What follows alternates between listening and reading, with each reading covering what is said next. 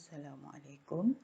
Today I would like to explain on our next topic, chapter 12 in compensation and benefits management, which is the benefit determination process.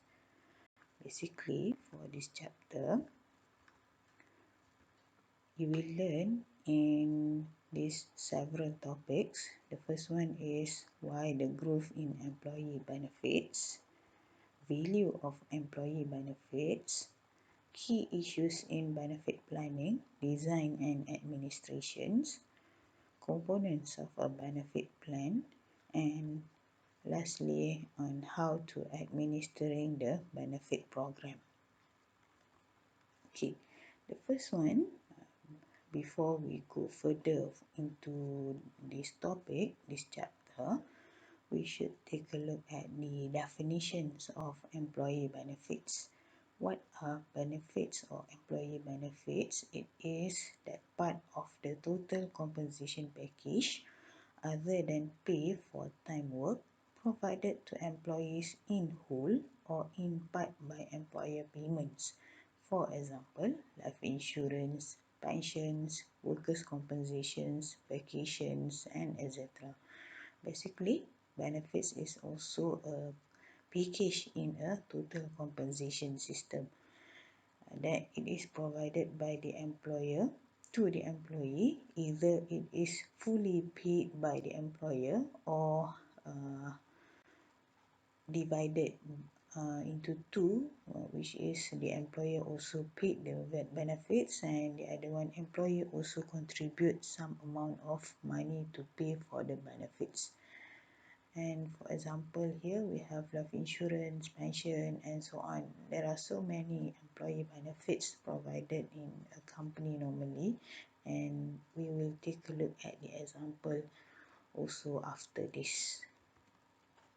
Okay, next issue, we need to know also the why the growth in employee benefits. Kenapa berlakunya peningkatan kepada pemberian benefits kepada employee. So there are 5 factors, but the first one is wage and price controls. This one, it is related to the strict control on wage and price induce the benefits to satisfy workers' demand. So bila adanya wage and price control, gaji dan juga harga barang yang dikawal, so secara tak langsung majikan provide benefit supaya bila adanya benefits ni dia boleh memberi kepuasan kepada employee at the same time. Mungkin disebabkan gaji dah memang tak boleh dah nak dinaikkan, so salah satu cara employer nak satisfy employer provide benefits. Number 2, because of unions. Because of strict control on wages, union fought for the introduction of new benefits or improve previous benefits. So kewujudan union di tempat kerja juga akan menyebabkan increase bargaining, increase negotiation among unions and the employer to increase the employee benefits given to all employees in the organization. Okay, number 3, it is because of employer impetus. Many of the benefits in existence today were provided at employer initiative because of concern about employee satisfaction and productivity. The growth also because of employer tu sendiri yang merasakan dia perlu provide benefits kepada employee, kerana once benefits had been provided, employee will be more satisfied and more commit to work in the organization. Number 4, we have here the growth is because of cost effectiveness of benefits. Most employee benefits are not taxable and many groups benefit. For example, life, health and legal insurance can be obtained at a lower rate than obtained individually. Sometimes employee juga prefer untuk dapatkan benefits, memohon benefits daripada majikan secara dalam bentuk berkumpulan, supaya dia punya mungkin payment yang perlu dibayar oleh employee itu lebih murah berbanding dengan dia ambil benefits tersebut secara individual. Contohnya life insurance. So instead of ambil secara individual life insurance, so the employer encourage employee to take the group life insurance, so the cost will be lower and cheaper. Number 5 is government impetus. Government rules in the growth of employee benefits by imposing several acts that require employer to provide a mandated benefits. So peranan government juga dalam mengeluarkan ataupun produce akta yang berkaitan dengan benefits juga, itu juga mendorong kepada growth in employee benefits. Macam kita di Malaysia, kita ada minimum wage legislation, kita ada EPF, kita ada SOCSO Act. So semua akta-akta ni telah memberikan guideline kepada employer supaya semua yang sepatutnya diberi kepada employee, so benefits tu diberi mengikut ketetapan yang dah ditetapkan oleh government. Okay, here in exhibit 12.1 or 12.2 in the book, ranking of employee benefits. This is an example based on previous study. As you can see here, the most benefit that had been provided by many organizations is medical, of course, and the other one is also the company see it as also important to be given, such as pension, paid vacations and holidays, sickness, dental, long-term disability, and also life insurance. So this is an example of ranking of employee benefits. Okay, next issue, we will take a look at the main key issues in benefit planning, design and administration. Apakah isu-isu yang employer perlu consider waktu, sama ada waktu untuk planning the benefit, waktu designing the process of giving benefit, and also waktu administration of the benefit, waktu implementation of the benefits. Okay, so first kita akan tengok in terms of benefits planning and design issues. Okay, the first issue is how to attract good employees. Normally, organization provide benefits. The main objective is to attract good employees by providing good benefits to the employees. Bila kita, contohnya kita yang nak baru-baru nak cari kerja, normally kita akan tengok, oh, this organisation provide basic salary, okay. Then kita juga akan tengok what are the several benefits that will be provided by the organisation. So we will be attracted to apply for that job. Okay, another one, issues in planning and design is how to deal with undesirable turnover.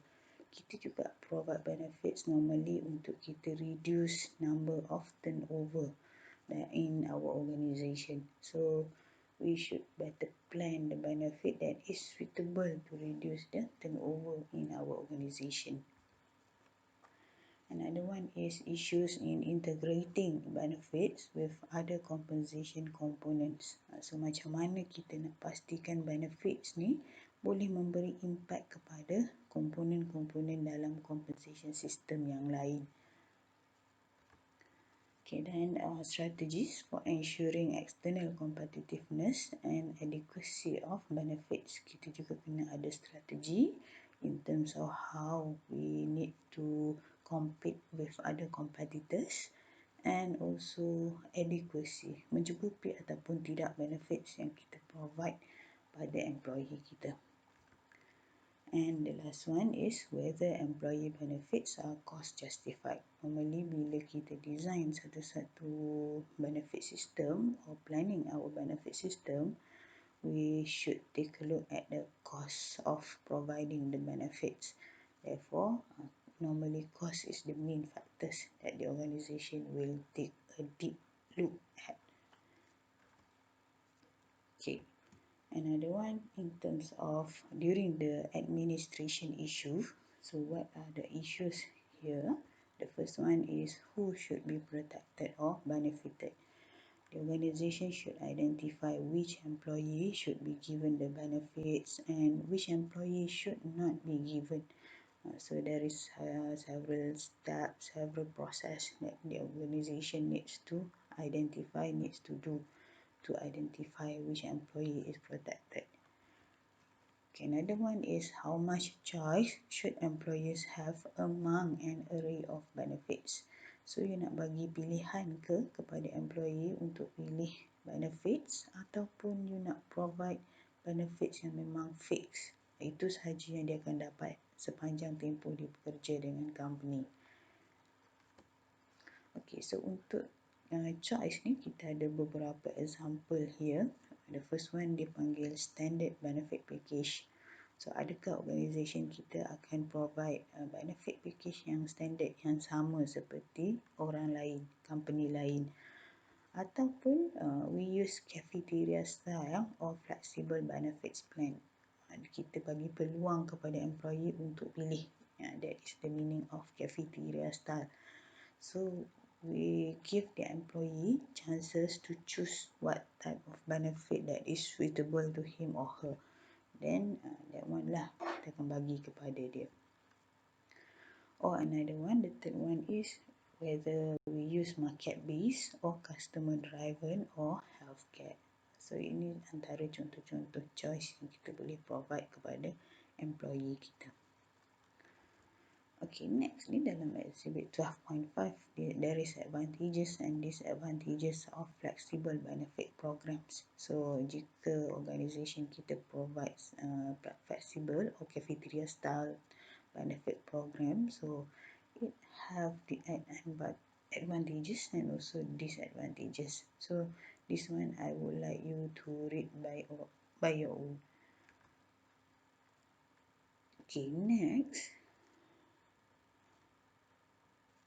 Issues in the administration also, we should identify how should benefits be financed. So macam mana kita nak bayar in terms of providing benefits kepada employee ni. Adakah semua 100% majikan yang bayar, or kita boleh contribute between employer and employee, or what is the best way. So there is the term here, which is the first one is called non-contributory. This one means that the employer pay the total cost. So maksudnya 100% benefits tu employer yang provide, employer yang bayar kepada employee tersebut. Okay. Number 2 is contributory. This one means that costs are shared between employer and employee. So such as for example, in Malaysia we have EPF. Compulsory saving for the employee, and the contribution for the EPF is from the employer and also from the employee. So that is the contributory benefits. And the third one is employee finance. This one means that employee pays total cost for some benefits, but by law, by rights, benefit should be the organisation bear the cost, not the employee. But it is still legal to be done if the employee only finance the benefits. And another issue in administration that we should take a look at is, are your benefits legally defensible? Boleh tak benda ni diguna dan dia ni sah ataupun tak di sisi undang-undang? Contohnya you pakai employee finance contoh tadi kan, so you gunakan employee finance, employee yang bayar semua. So adakah benda tu sah di sisi undang-undang dari segi implementation for that benefit? So that one juga kita kena take a look at. Okay, here we have factors influencing choice of benefit package. So, pemilihan setiap benefit ataupun benefit package kepada employee, dia bergantung kepada main two factors. These two main factors. The first one is employer factors and the second one is employee factors. For the employer factors, we have the first one here, relationship to total compensation cost. Normally, organization, before they choose any type of benefits to be given to the employee, they will take a look at the relationship of benefits to the total compensation cost. Jika kos tu agak tinggi, mungkin organisation akan pilih benefits yang mungkin hanya mencukupi mengikut total compensation cost yang dah ditentukan pada awalnya. Okay, number two, cost relative to benefits. In terms of benefits tu sendiri, berapa banyak kos yang majikan nak kena keluarkan. So, dia akan tengok sama ada sesuai ataupun tak. Number three, in terms of competitors offering, apa yang pesaing kita bagi. So, kalau pesaing kita bagi banyak, mungkin kita juga kena ikut bagi banyak kepada employee kita. Normally untuk company-company yang berada dalam industri yang sama. Sebab kita nak cuba reduce turnover tadi. Okay, number four, employer juga akan tengok rule of benefits in terms of attraction the employee, the candidates outside the organisation. Nak attract dia orang ni supaya datang bekerja dalam company kita. So, dengan cara salah satunya adalah provide lots of benefits. Next is rule of benefits in retention. Kita nak kekalkan employee supaya commit, bekerja loyal dengan our organisation. So, providing benefits is also the main factors that should be considered. And also increase motivation of the employee. Adakah dengan provide lots of benefits, good benefits, it will increase the employee's motivation? So that one is the issue that the employer will consider. And lastly, number five, of course, it is related to the legal requirements. Jika kita di Malaysia, for sure lah, kita kena ikut several acts yang ada kaitan dengan pemberian benefits kepada employee. So that one tu adalah perkara wajib yang employer kena ikut. Okay, for the employee factors, the first one is it is related to equity, fairness historically and in relationship to what others receive. Normally employee ni dia akan tengok company ni provide benefit package ni memang equal tak dengan orang lain. Orang lain dapat banyak mana, kita dapat banyak mana. So, kita akan membandingkan, kita akan buat comparison. So, kalau company kita provide banyak, okey lah. Tapi kalau company kita provide sikit, mungkin akan berlakulah isu inequity dan kita akan rasa mungkin tak seronok bekerja dekat company tu. And factors number two untuk employee is personal needs as linked to age, sex, marital status or number of dependents. So normally kita juga akan pilih benefits, kita juga akan mohon benefits daripada majikan yang ada kaitan dengan our own personal need.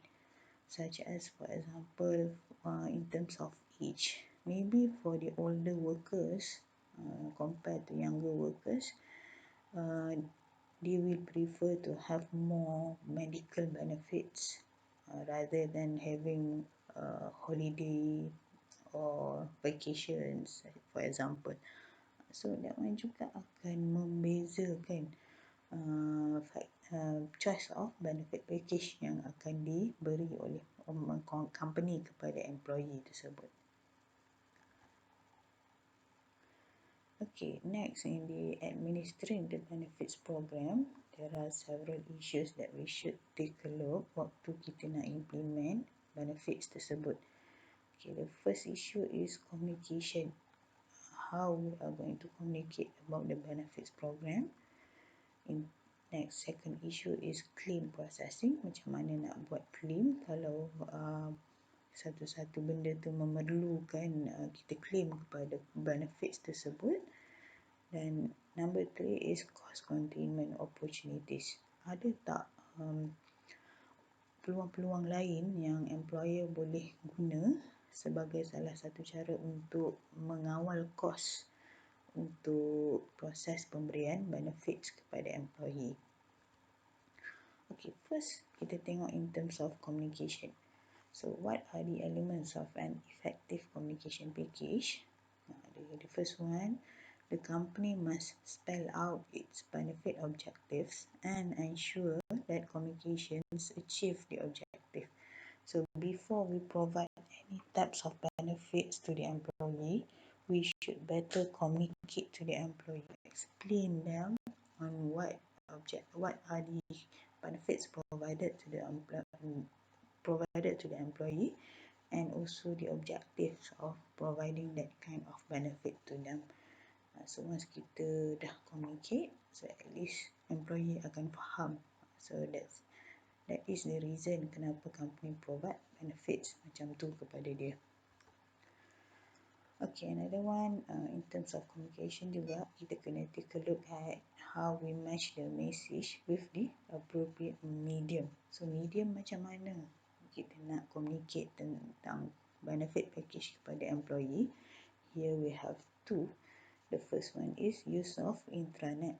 Intranet is an internal organizational online web through which all forms of communication within the organization can be streamlined. So, guna sahaja kemudahan intranet yang dah ada dalam organisation, maklumkan kepada employee tentang apa benefits yang company provide and apa objektifnya. And another one is use of the employee benefit handbook. So, normally once kita lapu diri saja dalam organisation, kita akan dapat handbook. Dan selalunya dalam handbook ni memang dah dinyatakan siap-siap apa benefits yang kita dapat daripada organisation tersebut, dan kita boleh tahu apa objektifnya, kenapa company provide benefits tersebut. Okay. Number 2 issue in administering is claim processing. So, claim arise when an employee asserts that a specific event has occurred and demands that the employer fulfill a promise of payment. For example, contohnya tadi, employer provide life insurance. So, you ambil life insurance, you setiap bulan memang employer contribute, you pun contribute, bayar juga untuk life insurance tu. So, bila berlaku accident, you nak buat claim. So, bila nak buat claim, for sure lah, waktu ni lah employer kena tahu juga macam mana, apa prosedurnya untuk kita proseskan claim daripada employee tersebut. Okay, the claim processor must determine whether the act has in fact occurred. So, kalau betul tadi employee tu kata dia accident, so pihak yang menguruskan claim sepatutnya dia kena determine betul ke tidak sebenarnya berlaku benda tu, berlaku accident tadi. So, kalau betul, dan dia boleh proceed lah untuk proseskan claim. And then determine if the employee is eligible for the benefits. So, sometimes tadi kita juga ada discuss tentang siapa yang berhak. So, kalau employee ni memang berhak untuk claim, so kita boleh proceed untuk proses claim dia. But if the employee is not eligible, therefore just mention balik kepada employee tersebut bahawa dia tak layak untuk claim benefit tersebut. And lastly, calculate the payment level. So, how much will be given as the compensation for the employee, for example, that involved in the accident. So, therefore, the employer or the claim processor need to calculate. So, that is the process of claim. And lastly, kita tengok sikit tentang cost containment opportunities. So, macam mana employer nak contain, nak mengawal kos pemberian benefits kepada employee. So, we have here several techniques or several opportunities. The first one is for the employees in the probationary periods. Normally, organization exclude new employees from benefit coverage until some term of employment completed. So ini yang selalunya berlaku lah.